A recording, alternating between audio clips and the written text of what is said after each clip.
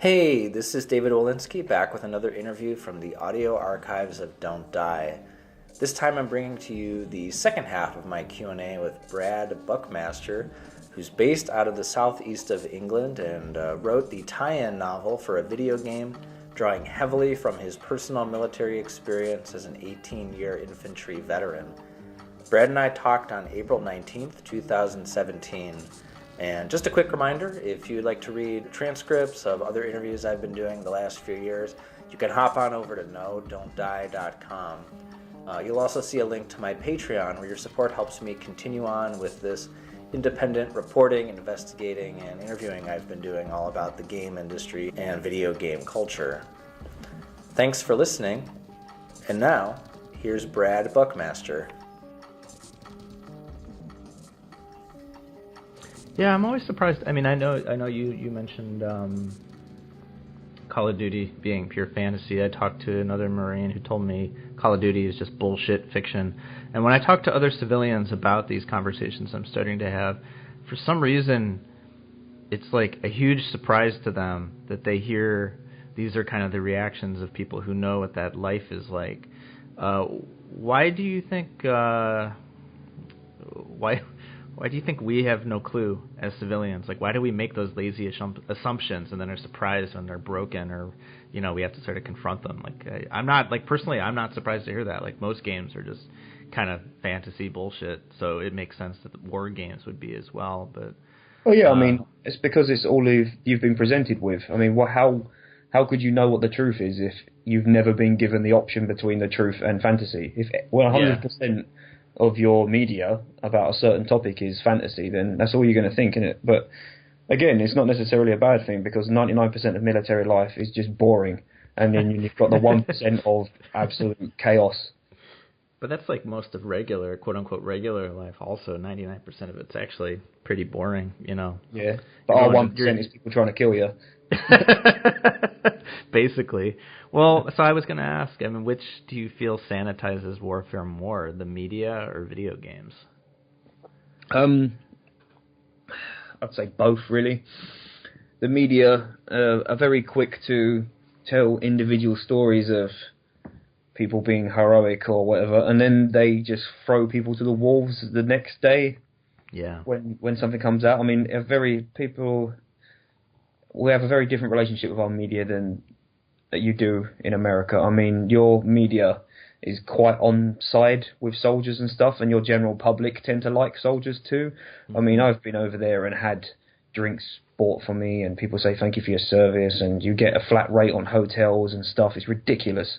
The amount the soldiers are looked after in America is unreal.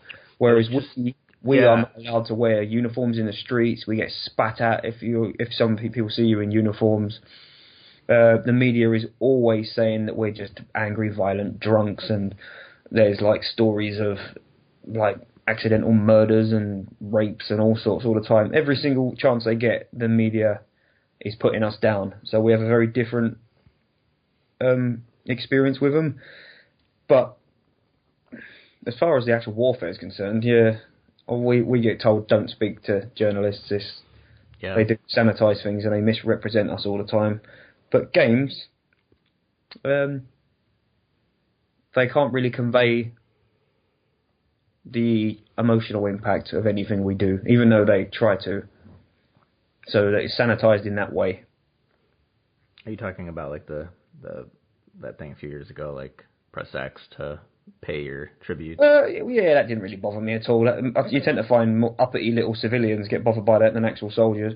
Or if they are soldiers that get bothered by it, they're always ones that have never done anything, and they like to tell everyone about their exploits in the pub when they haven't really done much. Right. But yeah, that didn't bother me. It's more like there's yeah. no gravity to any of your actions in military games. It's just all run around, shoot stuff. Whether you win or lose, nobody cares, because there's no time for character development, because that's not the point. Yeah. Well, I was going to ask if there are aspects of the military life you wish games did a better job of portraying, and it is true, not all of military life is combat. I'd like for a bit of more, I don't know, it's hard to do because, again, the focus of military games is the combat. But the actual personalities you find, I mean, you get a lot of wild characters in the military, and you get some people that, a lot of them are just like normal guys that are doing it as a job for a few years. Shut up, Dave. My cat's decided to come in and have a go at me. Wait, your cat is named Dave? Yeah. That's my name, so I was confused for a second. That's fine. It's the coolest name going. You just said, shut up, Dave. I was like, I didn't Sorry, say not you. No, it's okay. It's fine, continue. But I've lost track now. My cat's kicking off. Characters. Yeah. I mean, some guys are just regular guys that join the army to do a job. I mean, especially in the American army, you can join up, do your training, you do a year's operational tour, then you get out and you get funded to go through college. So there's a lot of more normal people in the army. But on the flip side of that, at the far end of the scale, you've got these fucking psychopaths. Like, when I first joined, there was a guy that used to sit in his bed space and spray himself in the eyes with CS spray. Mm-hmm. Like, we're talking like not pepper spray, but the actual what the police use, like way stronger. Mm-hmm. And you'd be like, that. Why are you doing that? It's like that. So I'm conditioning myself. So when I get sprayed by the police, I can continue fighting down the town. And you've got people like that. And then again, most of the people form this middle ground. They're not normal guys, but they're not wall to wall psychos. They're somewhere in between. And they've got like this, I don't know, this dangerous element, obviously, because you've been attracted to this lifestyle for a reason. And I don't want to say sociopaths, but there's a lot of sociopathic tendencies among infantrymen. And our character doesn't really get portrayed very well. Because it goes back to, people are either marked out as being like really grey, boring, patriotic heroes, blah-de-blah, or they are murderous, evil scumbags. And there's a lot of grey area that doesn't really get explored. What do you think of? We mentioned a bunch of game series, but we haven't mentioned the Metal Gear series, which is kind of a sprawling thing in and of itself. Those are war video games that are ostensibly anti-war video games, and I think they try to explore some of that stuff. But unless you're sitting down in front of it and have the patience for it, it's just going to look like yet another war game. I mean, do you feel like, is it comparable to other series? I mean, I don't know how familiar you are with it. I don't know what your feelings are. Like, if you think it's, I mean, I know we're going to start getting into some questions about writing as well, and this is probably a good one to start. Well, let's just say I probably own about 5 different copies of Metal Gear Solid 3. Yeah. So yeah, that's so you're somewhat familiar with the series then. Somewhat, as in, yeah. So what do you think then? Well, it's pure fantasy, aren't they? Yeah. Kojima's obviously some hippie dude. He packages his anti-war messages up in fun war games. I think he's quite clever for that. But I also think he needs a fucking editor, because his writing is just, well, yeah. It's just, not so much, I can handle it being out there, but there's so much repetition and there's so much fluff that could be cut away from his writing. He could get his point across much more succinctly. But yeah, as far as war go, I've never really classified Metal Gear games as war games. They don't really feel like that to me. Yeah, no, I think for people who don't play games, like, they would lump it in together, because you look at the games and what it is, it sure looks like them, don't they? Yeah. I mean, they have the overall appearance of war games, but anyone that's like a fan, they always strike me as. It's not really a genre, but I'd like to write my like individual fiction using the same concept. It's one guy attacking the fortress, and I always have that going through my mind. That's what Metal Gear is to me, because you're always doing the same thing. You are the one guy attacking the fortress, always, repeatedly, through every single Metal Gear game. And that's the idea that goes through my mind. I don't really see it as a war thing, because I think you could take the whole military aspect out of it and put it in a crime setting, and then you've got, like, Nico taking out a drug compound in GTA 4 or something, and it's still one guy attacking the fortress. So I don't really... I know, like, thematically they're war games, but they don't really feel like it to me. No, I know what you mean. Well, when you were writing the Brigador book, I mean, did you feel an obligation to highlight or portray certain parts of warfare that... I don't know, maybe you think games do a bad job of representing? Yeah, hopefully I try to get across different people's motivations, and I don't know if you've read the book, but there are.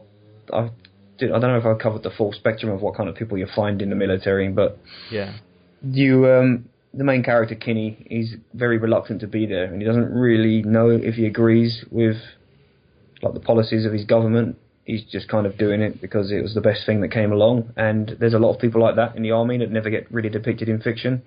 And I mean, some of these guys are full on at the point of rebelling and mutinying against the military because they disagree with it that strongly.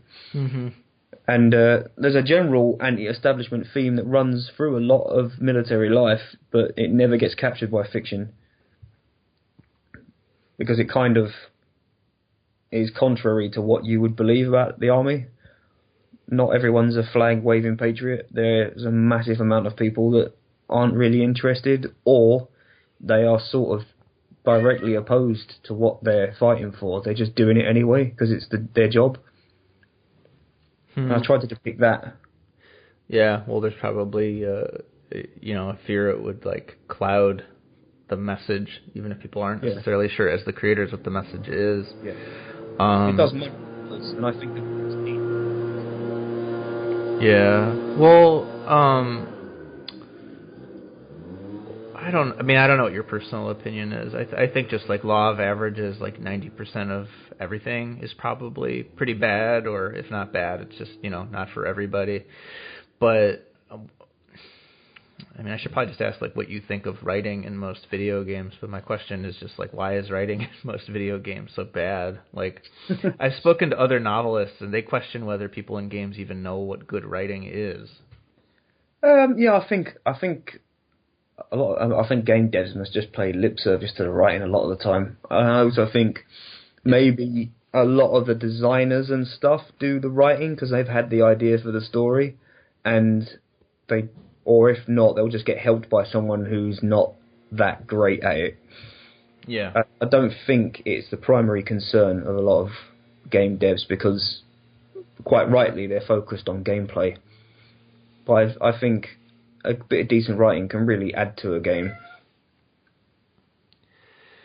Well, we talked about military and games from a couple different angles, and when is a game not a game and is just propaganda?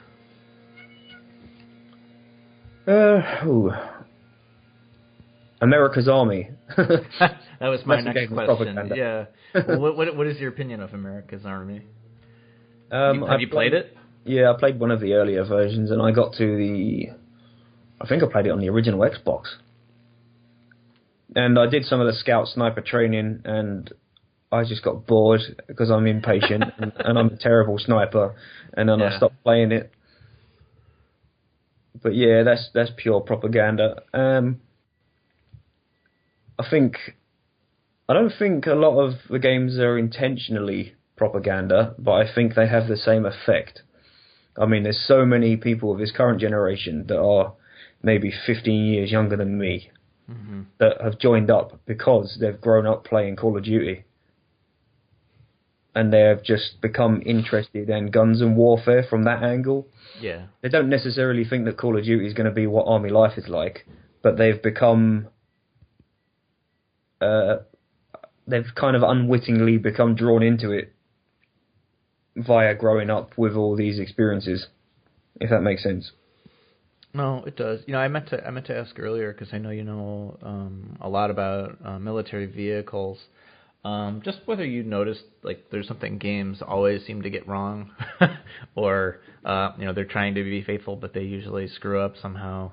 Just vehicles in military games. I'm not really specialised in vehicles. I've always been more of a dismount commander, but I am, unfortunately, because I spent some time in the reserves, I'm actually a Challenger 2 gunner. So I know it from that point of view. But I'd say the biggest thing they get wrong in vehicles is, I guess, when you command tanks or APCs. In games, you can always do everything yourself. Whereas in real life, I mean, a main battle tank's got like 4 crew members You've got a driver, gunner, loader, and commander. But in a game, you're magically able to do it all yourself. That's one of the good things that Ghost Recon gets right, actually. You can only do one role. There's only one APC in the game, but it does have a turret, so it's effectively a tank. But you can only do one role. You're either a passenger in the back, you're driving it, or you're commanding the turret. And if you're playing by yourself and you want to manually take over the gun, you have to drive it somewhere, get out, get back in the turret, then control the gun. So they've actually got that right. Well, oh, sorry, please continue. I was going to say the braking as well. That's one thing I noticed. Because armoured personnel carriers, for some reason, have ridiculously powerful brakes. And there's a very particular way an armoured vehicle looks when it brakes. It kind of rocks forward, and that the back end goes right up in the air and then drops back down again. And they got that very accurately in Ghost Recon, compared to how the cars brake like cars. The APC looks like an APC when it brakes, which I was quite impressed by. Yeah, no, I want to check that game out. I think I remember from our email threads, but I've just been on the road and stuff and been gone, but have been on the fence about wanting to check that game out. Some of my friends who have reviewed it have sort of encouraged me to hold off, but I'm still curious about it. It's divided people, to be honest. Yeah, and usually when something is like that, I'm like, I'll probably like it, honestly, or at least like find it interesting. But yes, I mean, you mentioned in our emails that a lot of conversations about games online are circular and dull, and you mentioned something about just seeing a lot of agendas in games, too many. I don't know if these were the same types of things, same agendas, same conversations, but what are the things that you keep seeing pop up that are just kind of turning you off in game culture? From the journalism side of things, really. I mean, I don't really trust games journalism, so to combat that, I mean, when I was a kid, I used to just go to my favourite site or whatever, read their review of a game and be like, yeah, okay, I can trust that. But there's a lot of the whole...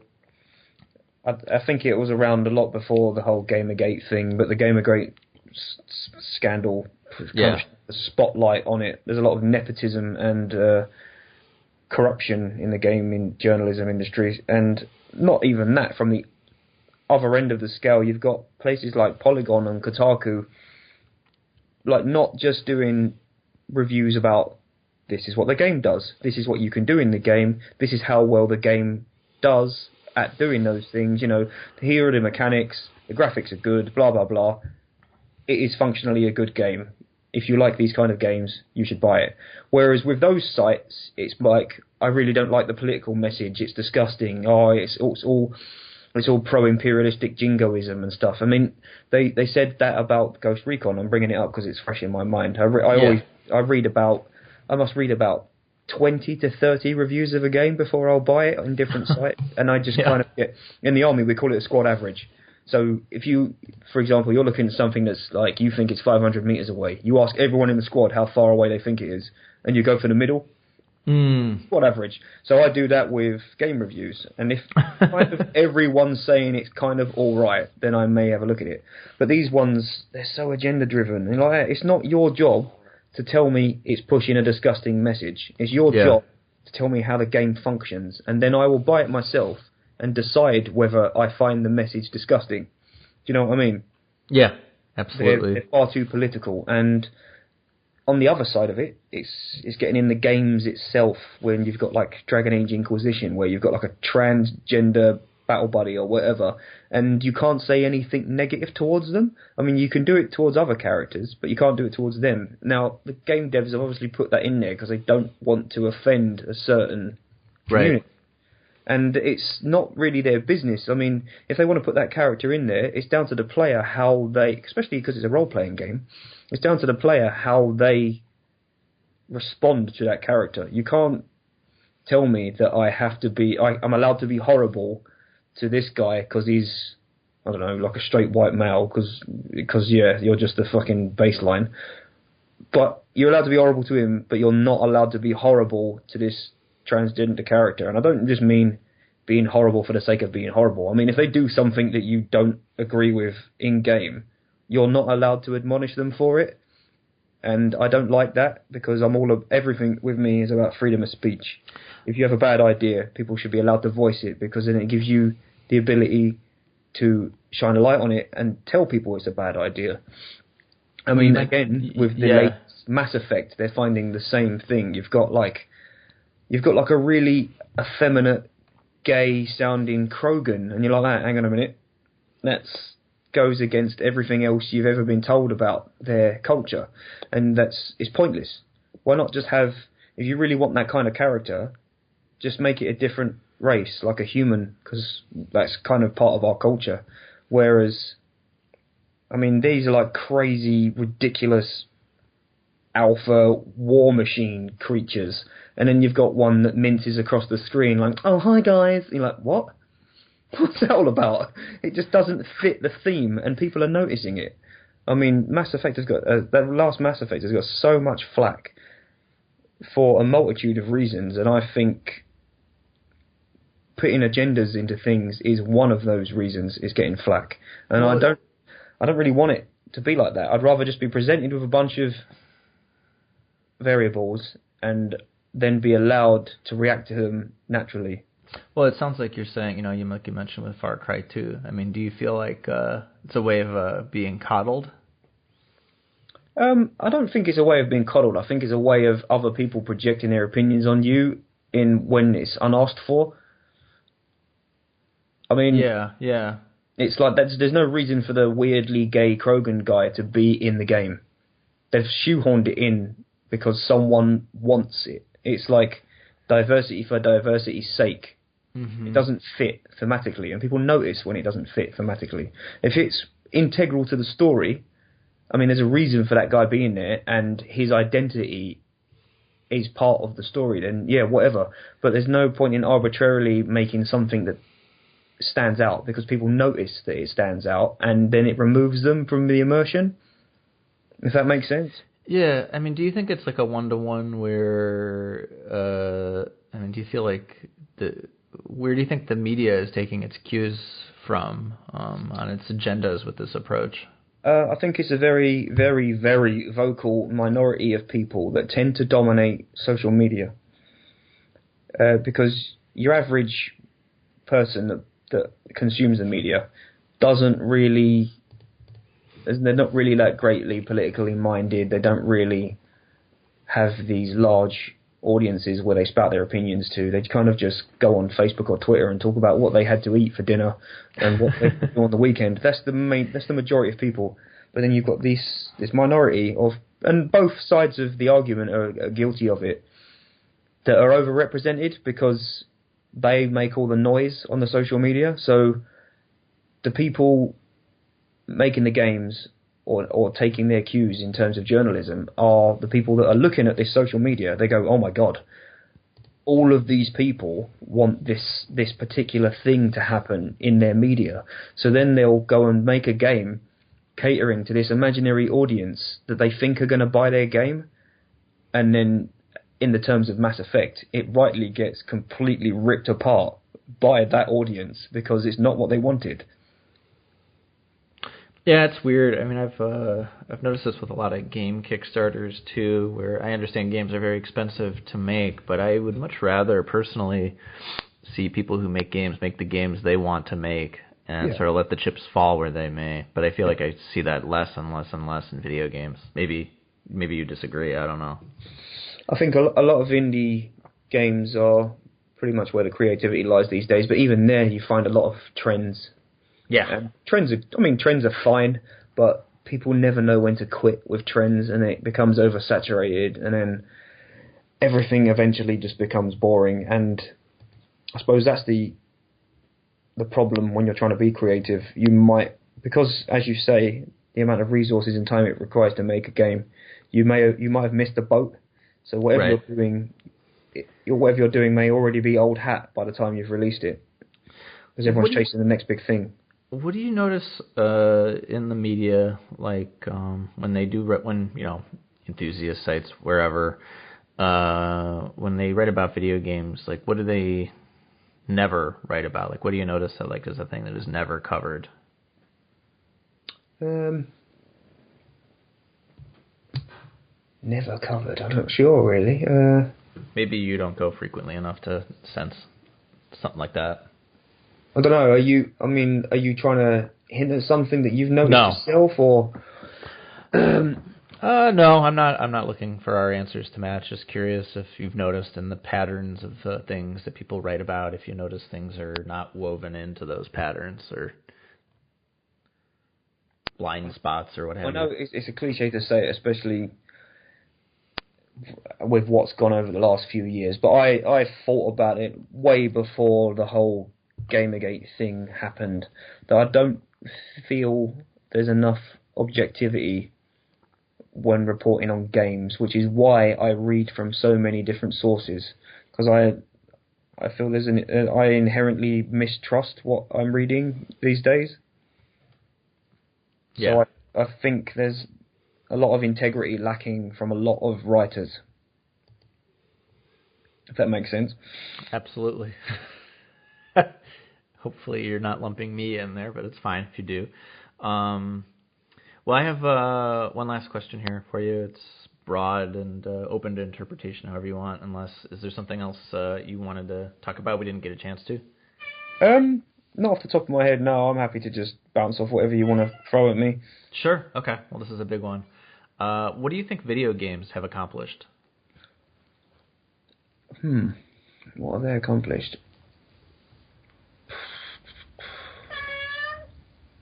I think they have helped a great deal in normalizing internet usage for a lot of people, and they have made people a lot more tech savvy, and I think it's all tied in with the social media thing. I think it all comes together, it all comes forward, joined together. I mean, obviously they were around a long time before social media, but they didn't really explode until internet gaming exploded. And I think they've made, especially my generation and the generation that are coming up after us, I think they've made them a lot more tech savvy. And a lot of that is down to gaming. Because if you were just left with the computing side of it without any entertaining side, then I think a lot of people still wouldn't be getting into it. But because people started playing games from a young age, it has brought them into the fold, so to speak. So I think that's one of the things that games have achieved. And I think they've also become a very effective way of storytelling in their own right. I mean, there's certain things you can do in a game that you can't do in a film or in a book, and I like how it's different from both those mediums. Yeah, but I don't know, it's quite I don't know, it requires a lot of thought, that question.